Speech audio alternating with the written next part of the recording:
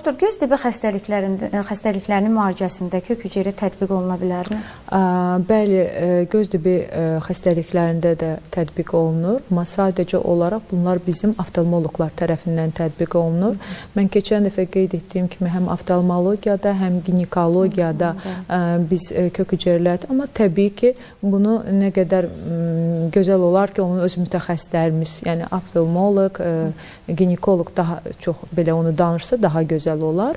Təbii ki, ilkin olaraq yenə burada da diaqnostikadır, düzgün mütəxəssisdir. Mən keçən dəfə qeyd etdim, kök hüceyrələrlə müalicədə, yəni təbii biz doktoruq, amma öz sahəmiz üzrə mütəxəssisləşməliyik və kök hüceyrə tətbiq etdikdə də, yəni kök hüceyrə üzrə mütəxəssisləşməliyik ki, bunları asanlıqla, rahatlıqla tətbiq edə bilək. Yəni çünki burada mən qeyd edim ki, praktika vacibdir.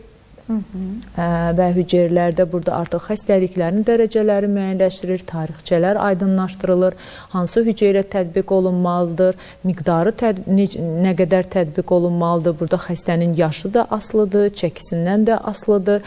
Yəni təkcə xəstə gəldi hüceyrə etdik kimi belə bir şey yoxdur. Yəni pasientlərimiz müraciət etdikdə, yəni pasientlər dərindən yoxlanılır, müayinələr aparılır, qan analizləri, MRT, KT müayinələri aparılır. Yəni, hər bir xəstəliyə uyğun olaraq onlar müayinə olunurlar və müayinə olunduqdan sonra hansı hüceyrə onlara uyğundur və hansı hüceyrə tətbiq olunacaq və neçə prosedur tətbiq olunacaq, hansı nəticələr əldə olunacaq, onun haqqında pasientlərə məlumat verilir.